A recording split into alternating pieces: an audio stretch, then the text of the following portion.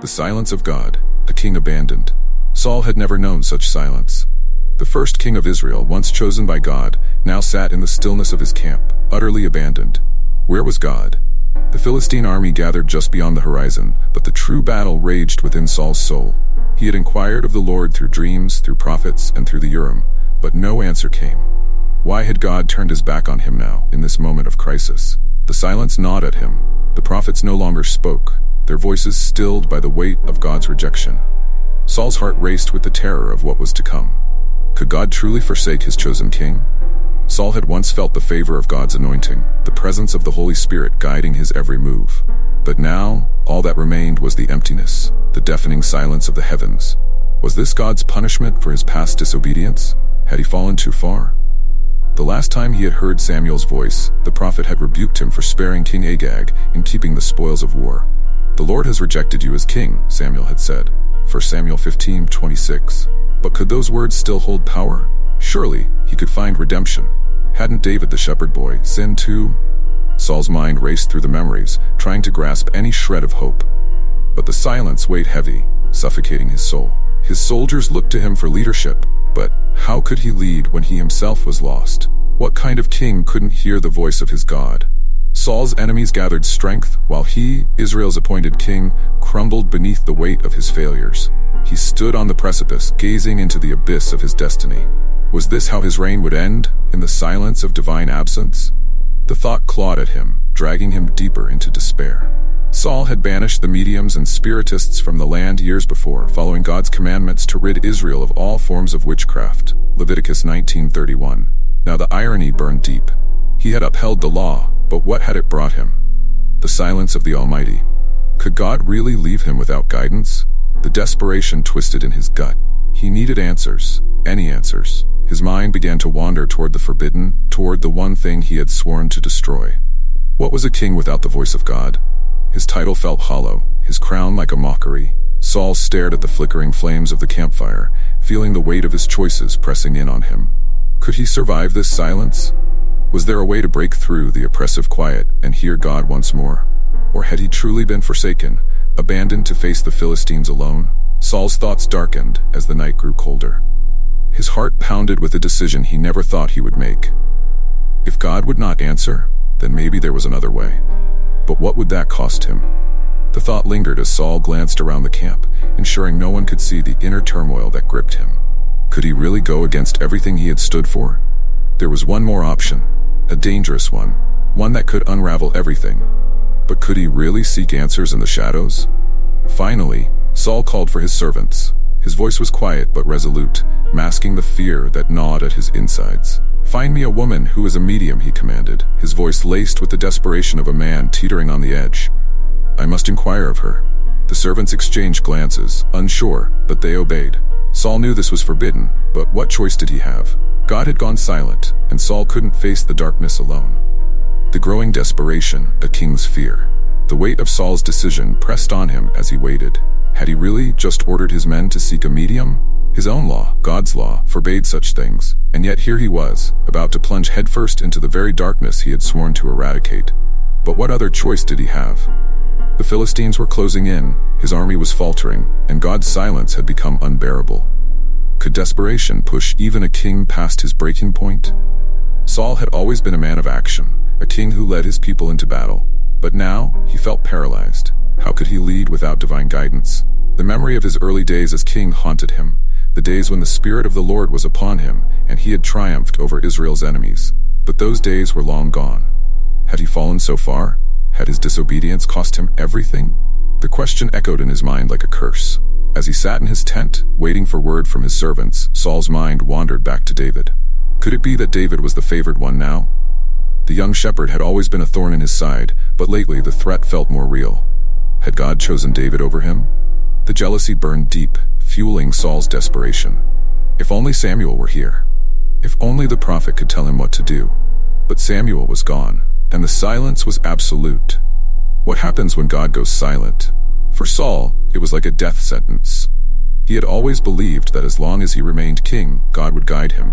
But now it seemed even the throne couldn't protect him from the void. The more he thought about it, the more the silence felt like a punishment. But for what? Was it for sparing Agag? For not destroying the Amalekites completely? What had he done to deserve this abandonment? The faces of his soldiers flashed before him, men who looked to him for guidance. What would they think if they knew their king was seeking the counsel of a medium? How far had he fallen? Once, he had been their fearless leader, standing tall in the name of the Lord. Now he was a broken man, desperate for answers from the dark. Could they ever understand his fear? The fear of facing an enemy without God's favor? Saul's thoughts spiraled further into darkness. Was this the end of his reign? The weight of Samuel's words from years before, "The Lord has rejected you as king," pressed down on him. 1 Samuel 15:26. Was he destined to fail? To die in disgrace at the hands of the Philistines? His heart pounded with the fear of the unknown. He had never felt so alone, so powerless. Was this truly how God would let him fall? Without guidance? Without hope? The fear gnawed at his insides, growing with each passing moment. Could he really face the Philistines with nothing but silence from the heavens? Saul had always relied on God's direction, but now it was as if the Almighty had turned his back on him. Was there still a way to make things right? His mind raced, searching for an answer, for a way to redeem himself. But no answer came, only the growing darkness remained. Finally, a servant returned with news. "There is a woman in Endor, a medium." Saul's heart skipped a beat. He had hoped for a solution, but now that it was real, the weight of his decision hit him like a blow. Could he really go through with this? His fear had driven him this far, but there was still a chance to turn back. Yet deep down, he knew he wouldn't. Desperation had led him to the edge, and he was about to fall. The forbidden path, seeking a necromancer. As Saul's footsteps echoed in the night, each one felt like a step deeper into the abyss. Disguised and cloaked in secrecy, the once proud king now sought answers in the shadows. How had it come to this? Saul, the king who had expelled all mediums and spiritists from the land in obedience to God's law, now walked the very path he had condemned. Was this the price of desperation? Could seeking forbidden knowledge truly give him the answers he craved? The journey to Endor was perilous. Was this truly worth the risk? If the Philistines discovered him, it would mean capture or worse. But the greater danger lay within Saul himself. Each step toward the medium was a step away from God's law, a step toward something darker. Could he still turn back? The thought gnawed at him, but the silence of God echoed louder. What choice did he have now? The path had already been chosen. The medium's home came into view, a small, shadowed structure tucked away from the world. Saul's heart raced. Would she know who he was? He had disguised himself, of course, but the weight of his identity felt impossible to hide. Could the king of Israel truly hide from the spiritual realm? Saul knocked, and the door creaked open. Inside, the air was thick with the smell of incense, and the medium's eyes glinted in the dim light. "I need to speak to the dead," Saul whispered, his voice hoarse with fear and exhaustion. The medium studied him, her gaze piercing. Did she recognize him? Saul held his breath, waiting. "You know that Saul has banned all mediums and spiritists," she said cautiously. Saul's heart skipped a beat. Had she already uncovered his disguise? But he pressed forward, desperation overriding his fear. "I swear by the Lord," Saul said, the irony bitter in his mouth, "no harm will come to you." The medium hesitated, but finally nodded. "Who shall I bring up for you?" she asked, her voice calm but tinged with curiosity. Saul's throat tightened. Could he really do this? His entire life had been built on obedience to God's commands, and now he was asking a medium to break the very law he had once enforced. Could he truly speak to the dead? The thought chilled him. "Bring up Samuel," he said, the words leaving his lips before he could stop them. The air in the room shifted, growing colder as the medium began her incantation. Was this real? Saul had always believed in the power of God, but this was something else. His heart raced as the medium's voice grew softer, her eyes widening in shock. "I see a spirit coming up from the ground," she whispered, her voice trembling. Had it worked? Saul leaned in, his breath catching in his throat. Was it really Samuel? The medium gasped, stepping back. "Why have you deceived me?" she cried, her voice filled with fear. "You are Saul." Saul's blood ran cold. She had discovered him, but there was no turning back now. "What do you see?" Saul demanded, his voice harsh. "An old man wearing a robe," she answered, her eyes wide with terror. Saul's heart pounded. It was Samuel. The prophet had returned from the dead, but was it to bring salvation or condemnation? The encounter with the medium, opening a forbidden door. Saul's breath caught in his throat as the medium stepped back, terror flooding her eyes. Had he really summoned Samuel? The weight of his actions pressed down on him, heavier than his crown. Could this be real? The air in the room seemed to pulse with an otherworldly energy. Saul felt the hair on the back of his neck rise as the figure of Samuel became clearer. Was this truly the prophet, or was it something darker, something deceiving? The medium trembled, her voice barely a whisper. "I see an old man rising, clothed in a robe." Saul's heart raced. It was exactly as he remembered Samuel. Was this truly the man who had once anointed him king? Saul fell to the ground, his knees shaking, his mind swirling with guilt and regret. What had he done? He had sought the one thing he had forbidden in Israel, and now he stood before the dead, begging for answers. "Why have you disturbed me by bringing me up?" the spirit of Samuel asked, his voice as cold and harsh as the grave. The accusation in those words cut deep into Saul's heart. Why had he disturbed Samuel? Saul's lips trembled as he spoke. "I am in great distress," he admitted, his voice breaking. "The Philistines are fighting against me, and God has turned away from me. He no longer answers me, neither by prophets nor by dreams." Samuel's gaze seemed to pierce through Saul's very soul. What answer could the dead give him now that the living had abandoned him? Saul had hoped for comfort, for guidance, but Samuel's words were like a knife twisting in his chest. "Why do you consult me, now that the Lord has departed from you and become your enemy?" Samuel's voice was void of compassion, his words stark and final. Was there truly no hope left? The truth hit Saul with the force of a storm. He had crossed a line that could not be uncrossed. Samuel, the prophet who had once guided him, now stood as a testament to his disobedience. "The Lord has torn the kingdom out of your hands and given it to one of your neighbors, to David," Samuel continued, his voice cold and unyielding. David. The name hung in the air like a curse. Saul had feared this moment, but hearing it from Samuel was like a death sentence. Samuel's next words sealed Saul's fate. "Because you did not obey the Lord, or carry out his fierce wrath against the Amalekites, the Lord has done this to you today. The Lord will hand over both Israel and you to the Philistines, and tomorrow you and your sons will be with me." Tomorrow. The word echoed in Saul's mind, filling him with a dread deeper than anything he had ever known. Had he just heard his own death sentence? Saul's body went limp, collapsing onto the ground. His heart pounded in his chest, his breath coming in shallow, ragged gasps. This was it. The answer he had so desperately sought had been given, but it was not the salvation he had hoped for. It was a prophecy of doom. He, his sons, his army, they would all fall. The very thing he had tried to prevent had now become inevitable. Was this the cost of disobeying God?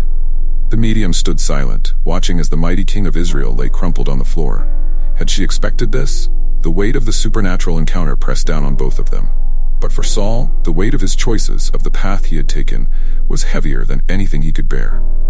Was there no way to undo this? Could he repent, beg for mercy? But deep inside, Saul knew there was no going back now. The spirit of Samuel, a message of doom. Samuel's words echoed in Saul's mind, each one a nail in the coffin of his fate. "Tomorrow, you and your sons will be with me." The weight of those words pressed down like the cold hand of death itself. Saul had come seeking answers, seeking hope, but instead he had found doom. Was there any way to escape this fate? The king who once held the power of life and death over Israel now stood powerless before the decree of God. The spirit of Samuel hovered before him, unyielding and grim. Could this truly be the end? Saul had known battles, had faced enemies on all sides, but this was different. He had never faced the inevitability of his own death so clearly. Could the word of the dead be undone? Could there be mercy even after this? Saul's mind raced, but the answer remained the same. There was no way out. The judgment had been spoken. Samuel had spoken of David, the shepherd boy Saul had once taken under his wing. The same David who had become his greatest threat. The kingdom had been torn from Saul's hands and given to David. The thought burned inside Saul's chest. Was this what it had all come to? Everything he had fought for, everything he had sacrificed, now lost to the son of Jesse. How could this be God's will? How could he be forsaken so utterly?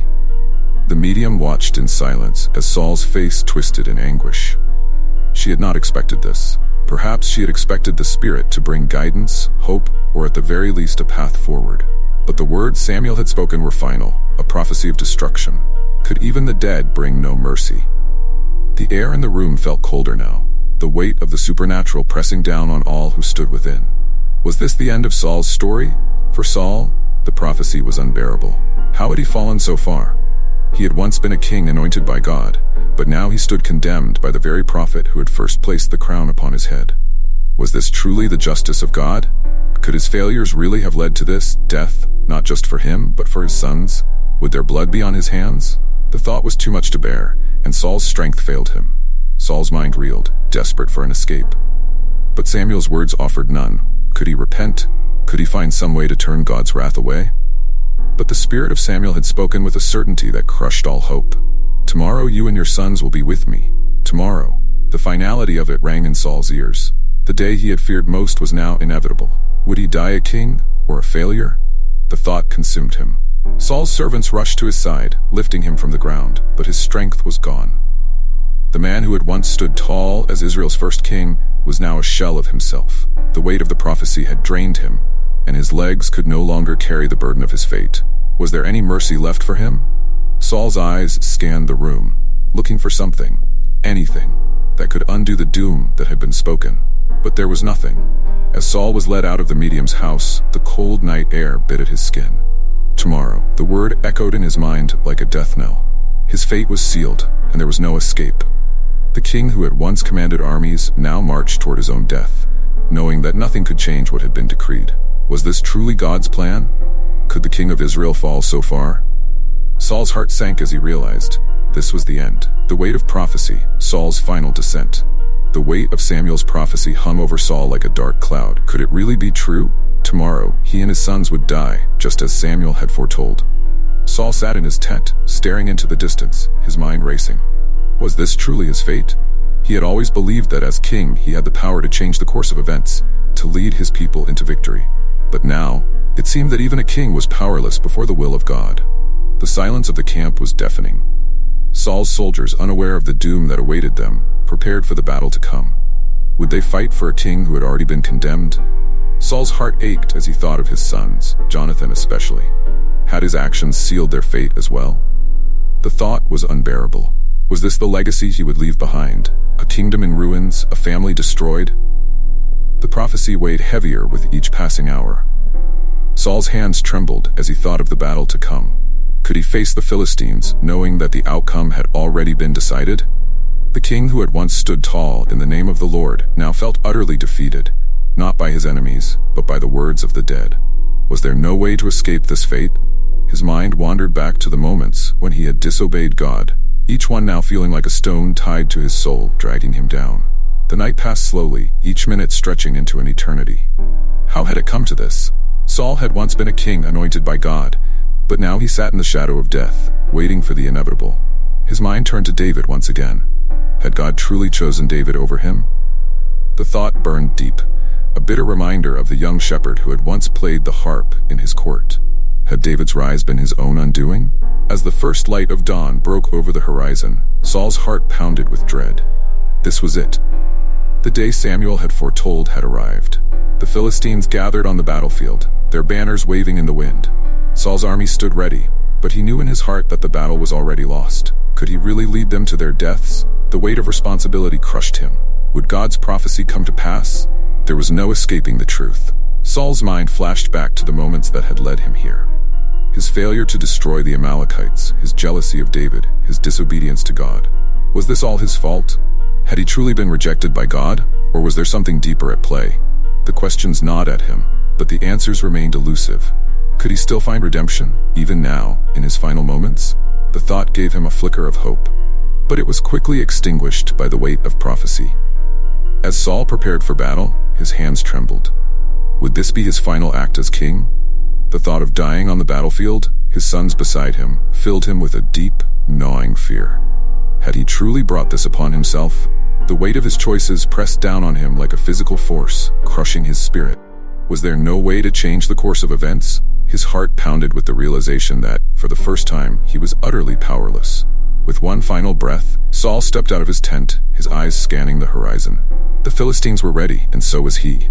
But deep down, Saul knew that this battle would not be won with swords or spears. This battle had been lost the moment he had turned his back on God. The prophecy weighed on him like a mantle, and as he led his army into the fray, Saul knew this was the end. The Battle of Mount Gilboa, the inevitable defeat. As the sun rose over Mount Gilboa, Saul stood at the head of his army, the weight of Samuel's prophecy heavy on his shoulders. Could he still fight, knowing the outcome was already sealed? His heart pounded with fear, but there was no turning back. The Philistines stood on the other side of the battlefield, their ranks strong and ready for war. Saul's soldiers, unaware of the doom hanging over them, awaited his command. Was this their final battle? The clash of swords and the shouts of battle filled the air as the two armies collided. Would Saul find the courage to lead? His once proud heart, now heavy with dread, struggled to focus. Had he already given up? The prophecy of death echoed in his mind with every step he took. His sons, Jonathan, Abinadab, and Malchishua, fought valiantly by his side, unaware that they too were fated to fall. Could he bear the thought of their blood on his hands? The battle raged on, but Saul felt as though he were fighting against the very will of God. Could he change his fate, even now? With every swing of his sword, doubt clouded his vision. The Philistines pressed in, their numbers overwhelming, and Saul's army began to falter. His eyes scanned the battlefield, searching for any sign of hope, but there was none.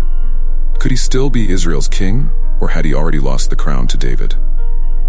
As the day wore on, the tide of battle turned against Saul. The Philistines advanced relentlessly, cutting down his men with brutal precision. Saul's heart ached as he saw his sons fighting bravely, unaware of the prophecy that had sealed their doom. Could he protect them? His hands trembled with the weight of his failure, and he knew in his heart that this was the end. The words of Samuel echoed in his mind, a constant reminder of what was to come. Jonathan, Saul's eldest and most beloved son, fought with the valor of a lion, but even he could not escape the fate Samuel had foretold. Saul watched in horror as Jonathan fell, struck down by a Philistine spear. Could this truly be God's will? The loss of his son tore through Saul's soul, leaving him hollow and broken. What kind of king was he, that he could not even protect his own flesh and blood? The prophecy was coming to pass before his eyes. One by one, Saul's sons fell on the battlefield, their bodies lying motionless in the dust. Had his disobedience brought this upon them? Saul's heart shattered as he realized that he had led his family to their deaths. Could he have changed this? The question gnawed at him, but the answer remained the same. His choices had brought him here, and now there was no escape. The prophecy of Samuel had come to fruition, and there was no undoing it. As the Philistines closed in on Saul, he knew that his time had come. Would he die a king or a man forsaken by God? His body was weak, his spirit broken, and the once great king of Israel found himself facing the inevitability of death. Could he accept his fate, or would he fight to the bitter end? Saul's heart raced as the Philistines drew nearer, and he knew that the moment of decision was upon him. Wounded and near death, Saul called for his armor-bearer. "Draw your sword and kill me," he commanded, his voice trembling with pain and fear. Could he face the humiliation of capture? The thought of falling into the hands of the enemy, of being paraded and tortured, was too much to bear. But his armor-bearer, loyal to the end, refused. Could he strike down his king? Saul's hands shook as he realized that he would have to end his own life. With a final, desperate breath, Saul fell on his own sword, ending the tragic reign of Israel's first king. The legacy of Saul, lessons from a fallen king. Saul's body lay lifeless on the battlefield of Mount Gilboa, surrounded by the slain bodies of his sons and his fallen soldiers. Could this truly be the end of Israel's first king? His rise to power had been marked by divine favor, but his fall was sealed by his own disobedience and fear. The king who had once been anointed by God had died alone, abandoned, and defeated. Was this the fate of all who turned their back on God's commandments? The Philistines discovered Saul's body, and with cruel satisfaction, they stripped him of his armor and cut off his head.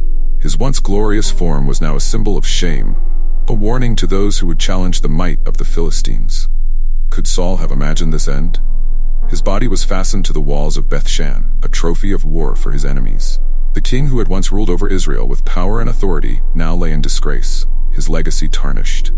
Yet, in the midst of this tragedy, there were those who still remembered Saul's early days as king.